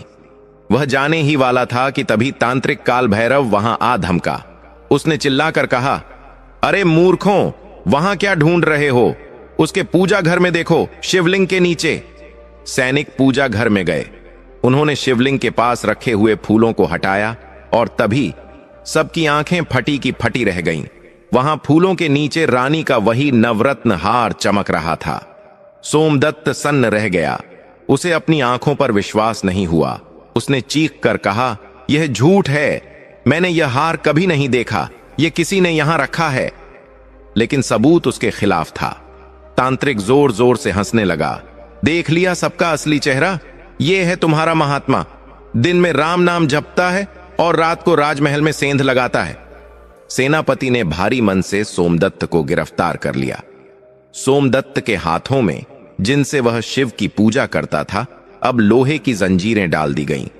सुशीला रोती बिलखती पीछे दौड़ी, मेरे पति निर्दोष हैं, यह साजिश है। लेकिन किसी ने उसकी नहीं सुनी। सोमदत्त को राजा के सामने पेश किया गया। राजा चंद्रकेतु को जब हार दिखाया गया तो उसका पुराना अहंकार और गुस्सा फिर से जाग उठा। उसे लगा कि सोमदत्त ने उसके भरोसे का खून किया है। राजा ने सोमदत्त से पूछा, सोमदत्त, मैंने तुम्हें अपना गुरु माना, तुम्हें इतना सम्मान दिया और तुमने मेरे ही घर में चोरी की। क्या तुम्हें धन की कमी थी तो मांग लेते, चोरी क्यों की? सोमदत्त ने शांत स्वर में कहा, राजन, मैंने चोरी नहीं की, यह किसी शत्रु का षड्यंत्र है। मैं निर्दोष हूं। महादेव जानते हैं कि सत्य क्या है। राजा ने गुस्से में कहा, चुप रहो, सबूत तुम्हारे खिलाफ है। अब महादेव तुम्हें नहीं बचाएंगे। मैं तुम्हें मृत्युदंड दे सकता था, लेकिन तुम्हारे पुराने उपकारों को याद करके मैं तुम्हारी जान बख्श रहा हूं, लेकिन सजा तुम्हें मिलेगी। सैनिकों, इस ढोंगी को ले जाओ और काल कोठरी में डाल दो, और कल सुबह इसे पूरे नगर में गधे पर बैठाकर घुमाया जाए, ताकि सबको पता चले कि धर्म की आड़ में पाप करने वाले का क्या अंजाम होता है। सोमदत्त को घसीटते हुए ले जाया गया और काल कोठरी में फेंक दिया गया। काल कोठरी एक अंधेरी, सीलन भरी जगह थी, जहां रोशनी की एक किरण भी नहीं पहुंचती थी। वहां चूहे और कीड़े मकोड़े रेंग रहे थे। बाहर सुशीला राजमहल के दरवाजे पर सिर पटक पटक कर रो रही थी, लेकिन उसे अंदर नहीं आने दिया गया। काल कोठरी के अंधेरे में सोमदत्त अकेला बैठा था। जंजीरों का बोझ उसके शरीर को तोड़ रहा था, लेकिन उसका मन नहीं टूटा था। उसने अंधेरे में ही आंखें बंद कीं और मुस्कुराया। उसने मन ही मन कहा, हे भोलेनाथ, यह कैसी लीला है आपकी। पहले महल दिया, अब जेल। पहले सम्मान दिया, अब अपमान। ठीक है प्रभु, अगर आपकी यही इच्छा है तो मुझे यह भी स्वीकार है। शायद इस अंधेरे में ही मुझे कोई नया प्रकाश मिले। तभी सोमदत्त को लगा कि काल कोठरी की दीवार के उस पार से कोई उसे आवाज दे रहा है। वह आवाज किसी इंसान की नहीं थी, बल्कि किसी बहुत ही बूढ़े और कमजोर व्यक्ति की कराहने की आवाज थी। पानी, कोई है? थोड़ा पानी। सोमदत्त ने अपनी जंजीरों के साथ घिसटते हुए दीवार के पास जाकर पूछा, कौन है वहां? आप कौन हैं? उधर से एक कांपती हुई आवाज आई, मैं इस राज्य का पुराना राजगुरु हूं। मुझे राजा के पिता ने यहां कैद किया था। 20 साल हो गए। मैंने 20 साल से सूरज नहीं देखा। क्या तुम मेरे लिए थोड़ा पानी ला सकते हो? सोमदत्त के पास पानी का एक छोटा सा लोटा था, जो पहरेदार ने उसे दिया था। उसने बिना एक पल सोचे दीवार में बने एक छोटे से सुराख से वह लोटा दूसरी तरफ सरका दिया। उसने अपनी प्यास की चिंता नहीं की। पानी पीकर उस बूढ़े कैदी की जान में जान आई। उसने पूछा, बेटा, तुम कौन हो? तुम्हारी आवाज में बहुत दर्द और सच्चाई है। तुम यहां क्यों आए? सोमदत्त ने अपनी सारी कहानी उस अदृश्य कैदी को सुनाई। पूरी बात सुनकर वह बूढ़ा कैदी हंसा, एक अजीब सी रहस्यमयी हंसी। उसने कहा, बेटा, घबराओ मत, तुम सही जगह आए हो। जिस तांत्रिक ने तुम्हें फंसाया है, मैं उसे जानता हूं। वह मेरा ही शिष्य था जो भटक गया था। उसने ही मुझे यहां कैद करवाया था। मेरे पास एक ऐसा रहस्य है, एक ऐसा मंत्र है जो उस तांत्रिक की सारी विद्या को काट सकता है। लेकिन मैं 20 साल से किसी योग्य व्यक्ति की तलाश में था। आज तुमने अपनी प्यास मारकर मुझे पानी पिलाया। तुम ही उस रहस्य के असली हकदार हो। सोमदत्त हैरान था। जेल की काल कोठरी में उसे एक गुरु मिल गया था। क्या यह महादेव की ही योजना थी? लेकिन इधर बाहर तांत्रिक काल भैरव अपनी जीत का जश्न मना रहा था। उसने सोचा सोमदत्त का किस्सा खत्म हो गया, लेकिन उसे नहीं पता था कि सोमदत्त के पास अब वह शक्ति आने वाली है जिसका तोड़ पूरी दुनिया में किसी के पास नहीं है। अगली सुबह होने वाली थी। सोमदत्त को नगर में अपमानित करने की तैयारी हो रही थी। काल कोठरी के उस घने अंधेरे में उस बूढ़े राजगुरु ने सोमदत्त को पास बुलाया। दीवार के सुराख से उसने धीरे से कहा, बेटा, काल भैरव ने दृष्टि बंधन विद्या का प्रयोग किया है। उसने सबकी आंखों पर पर्दा डाल दिया है। सच तो यह है कि वह हार कभी चोरी हुआ ही नहीं, और न ही वह तुम्हारी कुटिया में मिला। वह हार तो अभी भी उसी तांत्रिक के गले में है जिसे उसने अपनी माया से छिपा रखा है। उसने अपनी काली शक्तियों से सैनिकों को भ्रमित कर दिया था कि उन्हें वह हार तुम्हारे पास दिखाई दे। सोमदत्त ने पूछा, तो इसका तोड़ क्या है गुरुवर? मैं इस माया को कैसे काटूं? राजगुरु ने कहा, शिव की भक्ति के आगे कोई माया नहीं टिकती। कल जब तुम्हें सभा में ले जाया जाएगा तो तुम भयभीत मत होना। बस अपने आराध्य महादेव का ध्यान करना और महामृत्युंजय मंत्र का एक विशेष उच्चारण करना जो मैं तुम्हें बता रहा हूं। जैसे ही तुम उस मंत्र का उच्चारण करोगे, उसकी काली विद्या का पर्दा फट जाएगा और सत्य सबके सामने आ जाएगा। रात बीत गई। सुबह होते ही कारागार के दरवाजे खुले। सैनिक सोमदत्त को जंजीरों में जकड़कर बाहर ले आए। सोमदत्त का चेहरा रात भर की कैद के बाद भी सूर्य की तरह चमक रहा था। उसके माथे पर कोई शिकन नहीं थी, केवल एक शांत मुस्कान थी। नगर के मुख्य चौराहे पर भारी भीड़ जमा थी। राजा चंद्रकेतु ऊंचे सिंहासन पर बैठे थे। पास ही वह दुष्ट तांत्रिक काल भैरव खड़ा था, जो अपनी जीत पर मंद मंद मुस्कुरा रहा था। सुशीला भीड़ में खड़ी रो रही थी। लोग तरह तरह की बातें कर रहे थे। कोई सोमदत्त को गाली दे रहा था तो कोई कह रहा था कि कलयुग में किसी पर भरोसा नहीं करना चाहिए। राजा ने कठोर आवाज में कहा, सोमदत्त, तुम्हारा अपराध साबित हो चुका है। अब तुम्हें गधे पर बैठाकर पूरे नगर में घुमाया जाएगा और फिर राज्य से बाहर निकाल दिया जाएगा। क्या तुम्हें अपनी सफाई में आखिरी बार कुछ कहना है? सोमदत्त ने सिर उठाया और राजा की आंखों में आंखें डालकर कहा, राजन, न्याय करने से पहले एक बार अपनी आंखों से माया का पर्दा हटा लीजिए। जिस अपराध की आप मुझे सजा दे रहे हैं, उसका असली अपराधी आपके बगल में खड़ा है। तांत्रिक काल भैरव चिल्लाया, चुप कर पाखंडी, अभी भी झूठ बोल रहा है। महाराज, अब और मत सुनिए, इसे तुरंत दंड दीजिए। सोमदत्त ने अपनी आंखें बंद की। उसने अपने हृदय में गुप्तेश्वर महादेव का आह्वान किया। उसने उस बूढ़े राजगुरु द्वारा बताए गए मंत्र का उच्चारण शुरू किया। उसकी आवाज में गजब की गंभीरता थी। जैसे जैसे वह मंत्र पढ़ता गया, वातावरण बदलने लगा। हवाएं तेज चलने लगीं, आकाश में बादल घिर आए। अचानक एक तेज बिजली कड़की और सीधे तांत्रिक के पास आकर गिरी, पर उसे लगी नहीं। उस तेज रोशनी और मंत्र की शक्ति से तांत्रिक की काली विद्या का कवच टूट गया। जैसे ही धुआं छटा, वहां मौजूद हर व्यक्ति की आंखें फटी की फटी रह गईं। तांत्रिक काल भैरव के गले में वही नवरत्न हार लटक रहा था, जिसके चोरी होने का इल्जाम सोमदत्त पर लगा था। उसकी माया हट चुकी थी और वह हार अब सबको साफ साफ दिखाई दे रहा था। राजा चंद्रकेतु अपने सिंहासन से उछल पड़े। यह क्या? यह हार तो तांत्रिक के गले में है। इसका मतलब? तांत्रिक घबरा गया। उसने अपने गले पर हाथ रखा और हार पाया। उसका चेहरा पीला पड़ गया। वह भागने की कोशिश करने लगा, लेकिन तभी वहां एक और चमत्कार हुआ। भीड़ में से एक विशाल शेर ने छलांग लगाई। यह वही वीरभद्र था, सोमदत्त का रक्षक, जो जंगल से अपने भक्त को बचाने आया था। शेर ने तांत्रिक का रास्ता रोक लिया और जोर से दहाड़ा। तांत्रिक डर के मारे वहीं गिर पड़ा। राजा का क्रोध 7वें आसमान पर था। उसने अपनी तलवार निकाली और तांत्रिक की गर्दन पर रख दी। धोखेबाज, तूने एक निर्दोष संत को फंसाया। तूने मेरी बुद्धि को भ्रमित किया। तांत्रिक गिड़गिड़ाने लगा, महाराज, मुझे माफ कर दो। मुझे सोमदत्त की कीर्ति से जलन थी। मैं इसे बर्बाद करना चाहता था।